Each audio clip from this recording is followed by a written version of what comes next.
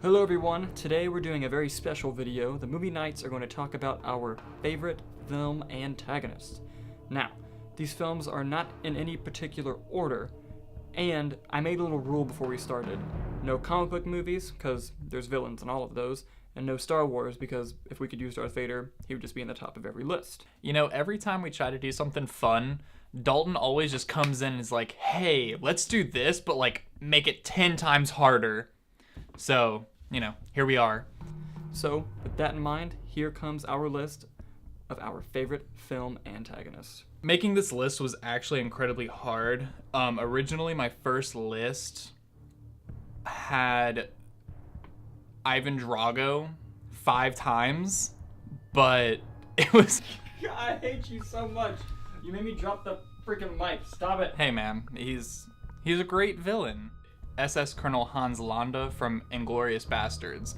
I love this villain because if you look at any other Nazi from any other movie, the Nazis are kind of like cardboard cutouts from each other. Like they're all like cookie cutters, I should say. But Colonel Hans Landa is far different. He is terrifying, scary, and he just steals the scene. Ooh, that's a bingo. In the very opening scene with him at the farmhouse, it just builds suspense. At first he shows up and he just wants to get some milk and like talk to the guy, and then as the conversation goes further, you find out that he actually knows what's happening when he had control over the conversation the whole time. A German soldier conducts a search of a house suspected of hiding Jews. Where does the hawk look? He looks in the barn, he looks in the attic, he looks in a cellar, he looks everywhere he would hide. But there's so many places it would never occur to a hawk to hide. However, the reason the Führers brought me off my Alps in Austria and placed me in French cow country today is because it does occur to me. Because I'm aware what tremendous feats human beings are capable of once they abandon dignity. Hans Gruber from Die Hard. Die Hard is one of the best action movies ever made. It is quintessential Bruce Willis back when he, gave a crap about acting.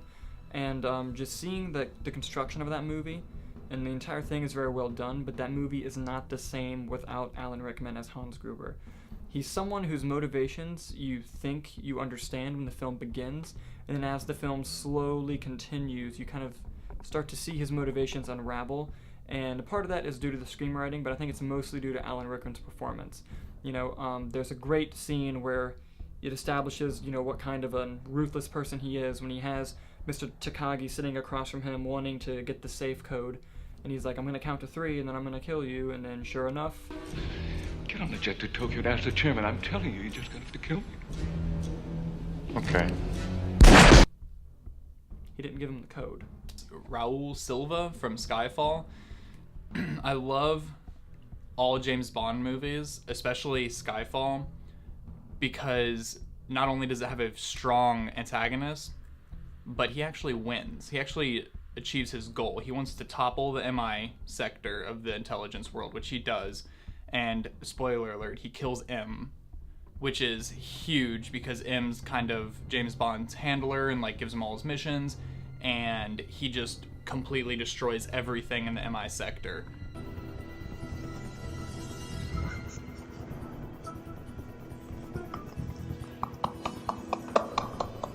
Accomplishes his goal, and it's fantastic, and Javier Bardem plays him beautifully. He is just the counterpart to James Bond. Perfect villain.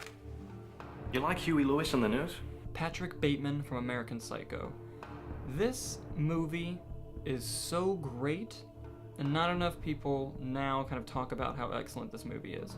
And the main reason this movie is so great is because of Christian Bale's unbelievable performance as Patrick Bateman. There is no Christian Bale today without this performance. It is just completely his, and it's unreal seeing him transform into this incredibly dark person.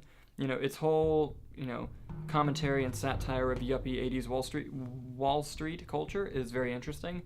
And, part of the reason that I think Patrick Bateman is such an interesting antagonist is because he kind of lays out his whole routine to the audience. He lets you know immediately what kind of person he is, what he likes, what he dislikes. So what do you do? I'm into, well, murders and executions mostly. You know, the scene that comes to mind when you think about Patrick Bateman and American Psycho is the scene with him and Jared Leto, where he just completely shows off his insane personality, his love of music, as he's slowly putting on gear, getting ready to kill Jared Leto, and then completely just unleashes on him. Hey, Paul! Ah! Start getting a reservation at Dorset now, you fucking stupid bastard! It's scary, it's terrific, and it just tells you everything you need to know about that character. And, you know, I love the ending of that film, which one day we'll have a whole thing where we talk about, but Christian Bale, Patrick Bateman, unbelievable. Kaiser Soze from The Usual Suspects. I won't spoil it because it is a beautiful film. His character's never actually there. His presence is there. Like, you feel Kaiser Soze watching the movie play out, the way the characters are interacting. You just feel like he's watching it, and you feel like he has control over what is happening in the movie. Who's your boss? I work for Kaiser Soze.